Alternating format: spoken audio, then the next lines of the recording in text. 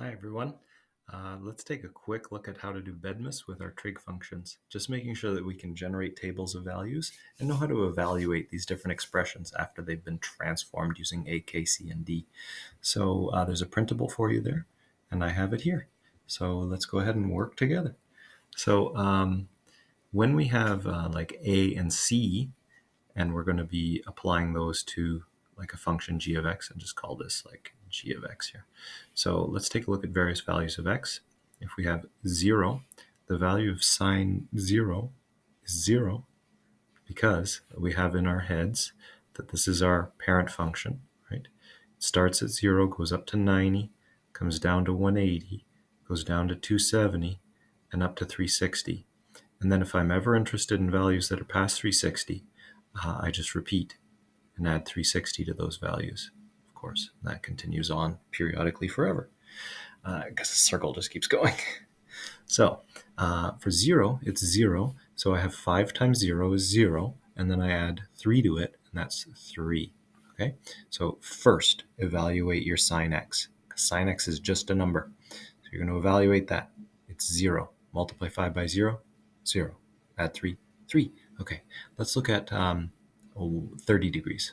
So then we would have g at 30 would be equal to 5 sine 30 plus 3. First evaluate sine 30. Sine 30 is 1/2.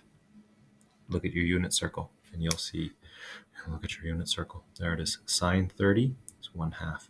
Okay, so this is 5 times 1/2. So this is equal to, first evaluate sine 30, 5 times 1/2, that's sine 30, plus 3. 5 times 1/2 is 5 over 2. 5 over 2 plus 3 is, well, this is equal to, I wanted to write down 6 over 2. 3 is equal to 6 over 2. And so that's 11 over 2. So if we have 30, that's 11 over 2. 5.5. Okay, now let's take a look at another one. We could look at 60. We could look at 90. Let's do 90. Okay, g at 90. So this is the function being evaluated at 90 degrees there. And that is going to be g at 90. Well, sine of 90 is 1. So this is equal to 5 times 1 plus 3. So at 90, that gives us 8. This was 5.5, right? Okay, and then we might also look at, well, let's look at 270. Okay. Wow, that was a strange line. 270 would be from here. That's -1. So let's go just a different color to do my work in a different color. G at 270 is equal to, well, sine is -1. So I'm going to input 270 there. Sine of 270, -1. So this is 5 times -1 plus 3. So I do it in Bedmas order. Multiplication first. 5 times -1, -5 plus 3. So this is 270. And that would be -2. Okay. Evaluate sine first, then multiply, then add. Okay. So Bedmas.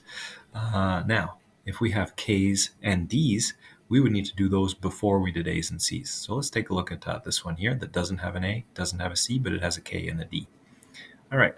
So if I want to evaluate h of x, and it helps to remember again, sine x, the parent function looks like this. All right. First, I'm going to do this bracket here, this addition. Then I'm going to do the multiplication. So if I wanted to look at, like, find this point here, it's been translated left to right. It's actually translated left this way. It's going to be, I'm going to find that over there. So we could actually find that. Let's do h at 0. Okay. Let's evaluate h at 0 here. So this is going to be equal to sine of square bracket. Don't use square brackets in Desmos. Always use round brackets for some reason. Doesn't like square brackets. 6 multiplied by 0 plus 10. Okay, so this will be, and then I evaluate that. 0 plus 10 is 10. 6 times 10 is 60. So h at 0 is equal to sine 60. All right, cool. So sine 60, I can go to my unit circle. When x is 0, the value of f of x, well, what was sine 60 again? Here's 60, and it's root 3 over 2.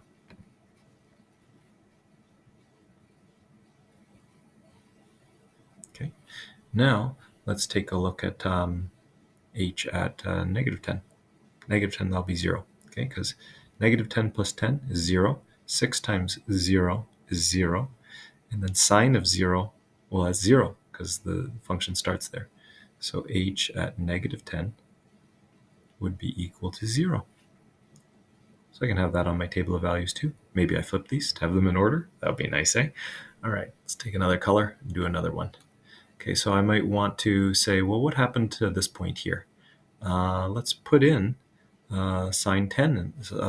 Well, actually, let's put in some other values. Here I'm noticing that when I have something here like 5, if x is 5, I'd have 5 plus 10 is 15. 6 times 15 is 90. So there I can find one of the maximums. Okay, so let's look at h at 5. Notice I'm being a little bit strategic now that I have this here to choose values of sine that are still going to give me exact values. I solved this question here, which is I'm looking for a maximum. I know sine has a maximum at 90, so I want to say like 90 is equal to this stuff, 6 times x plus 10.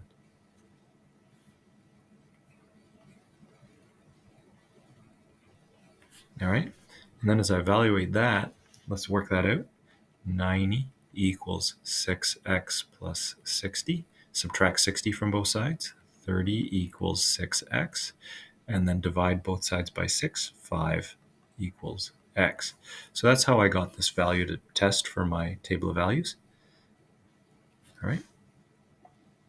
So h at 5 is going to be equal to, well, we've already know that that's 90, right? Because if I put 5 in there, that's 15. 6 times 15, 90. Okay. So this is equal to sine 90.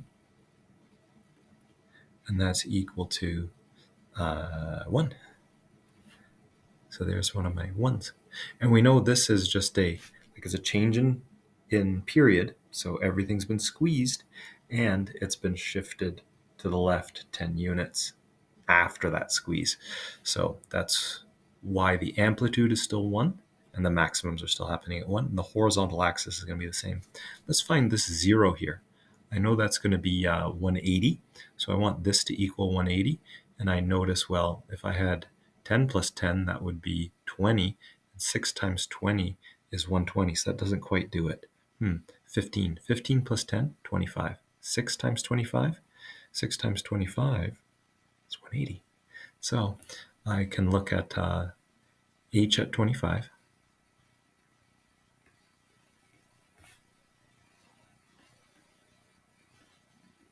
Equals sine of 6 times 25 plus 10.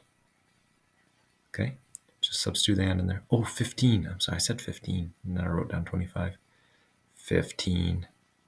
Sorry, everybody. 15 plus 10. There.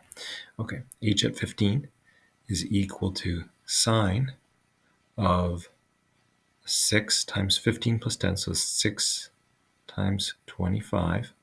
Okay, 6 times 25 is equal to sine 180.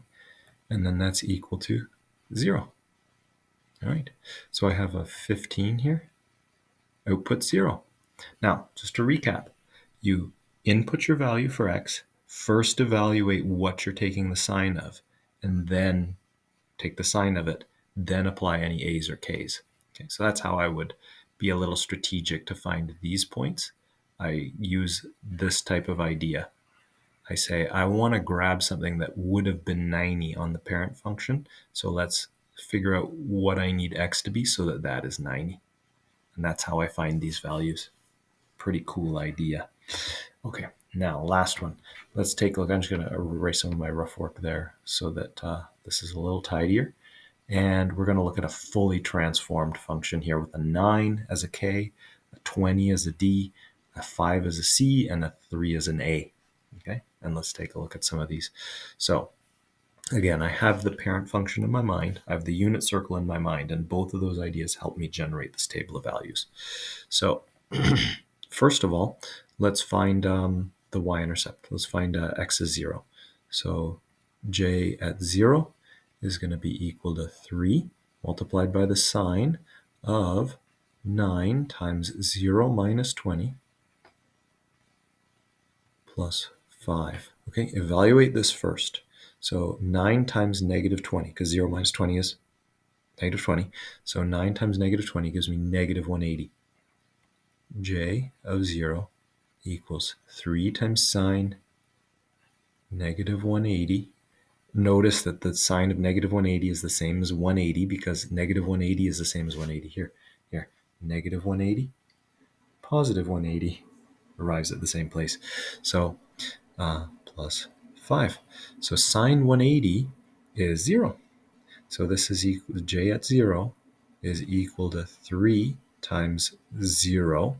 So now I only have a number here, so I'm ready to evaluate that. If you're unsure of what that is, just go ahead and do, your clear minus 180 equals, and then take the sine of that.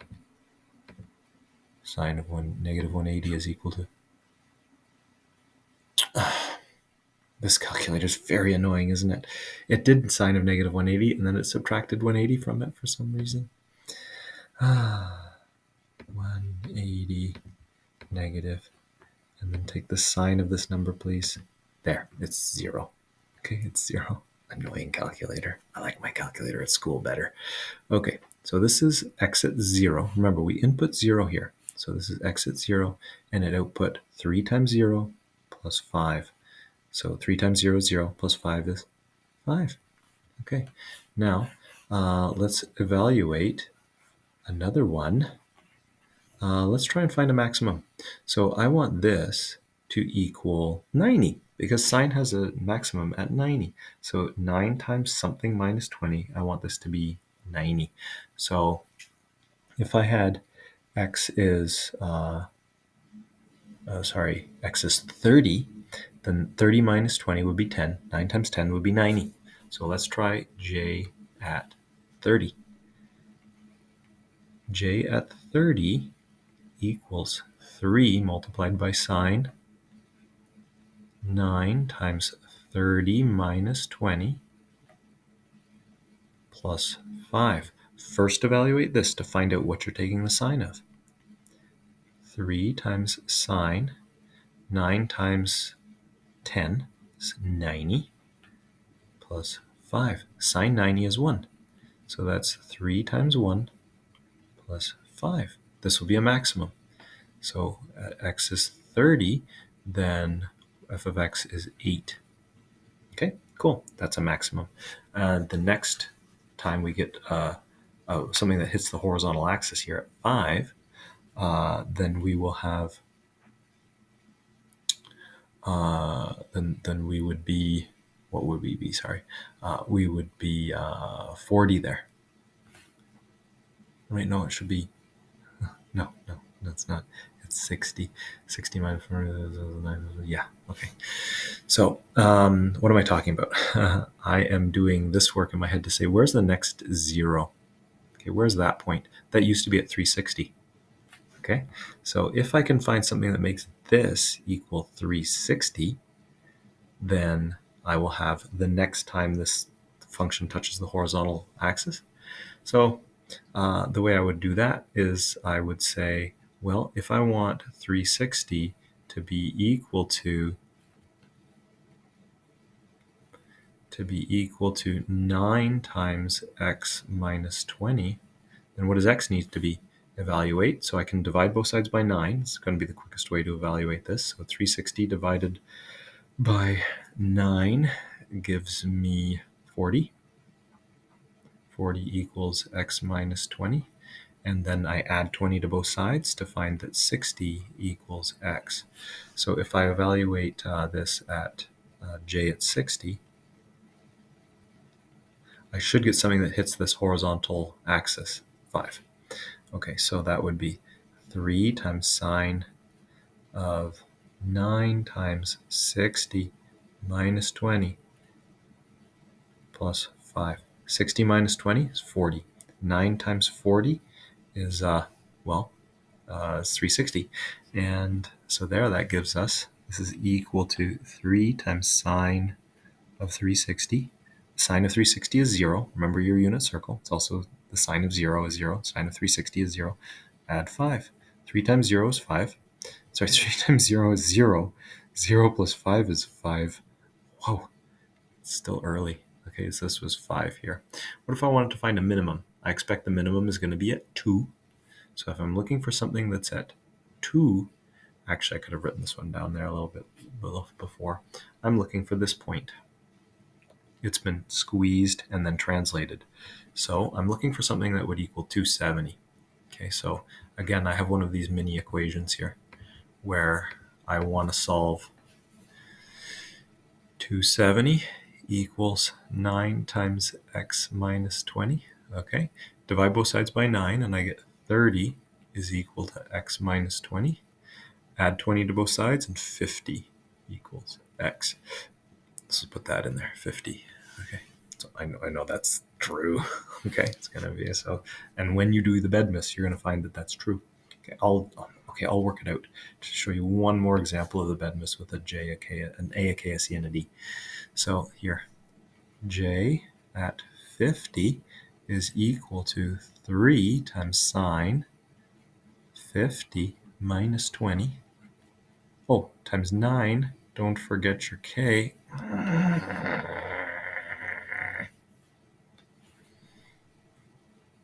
9 times 50 minus 20. I want you to know that this is fun for me even when I don't write things down correctly. Okay, 50 minus 20. So I do this first. Okay, why? I want to evaluate what am I taking the sine of first, and I have to do brackets first. So Bedmas. 3 times sine 50 minus 20 is 30. 9 times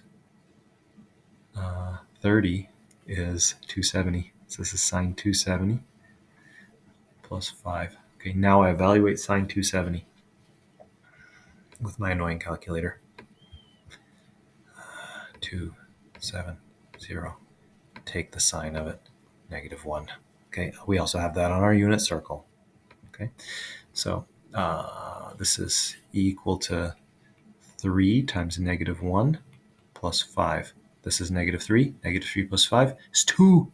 Okay, we did it. All right, so the last thing to do would be to check your work in Desmos. So let's check this one in Desmos. 3 sine 90 x minus 20 plus 5. Go over to your Desmos. I think I still have this one here. Yes. So let's take out our sliders and let's just put in those values. This was 3 sine 9 x minus 20 plus 5. There it is up there. Okay, that's what this function would look like if we graphed it, and we see it has minimums at 2, maximums at 8. Its y-intercept was there at 5, but instead of rising, it started falling. The reason is it's been translated that way. No, that way. by I'm left right here. I'm left right inverted. It's been translated that way by 20 units because this is a sign flipper. So yeah, it's been moved. And then we hit one of our minimums there at 52. So we had that on the table of values, 52. And some other points, 65, 38, and 0.5. Let's find those. So there's 0.5. There's 38. There is 78. And here is another one, 45, 65. Okay, so these are all other points. If we wanted to find like the point here on the half, like it's halfway, that would be 6.5. And we'll find them at integers as well. Oh, why won't it give me an integer at 6.5? Y equals 6.5. Okay. Oh, right there at thirds there. Okay, so 23.3 and 36.2. 2/3, 36 and 2/3, 63 and a third. Okay, so if you input 63 and a third into that function, you'll also get it coming out as an integer, well, 6.5, halfway between 5 and 8, and those are your sine 30s and your sine 150s and things like that. Okay, so that's how you do Bedmas with these trig expressions. Hit me up for questions in the chat or by email.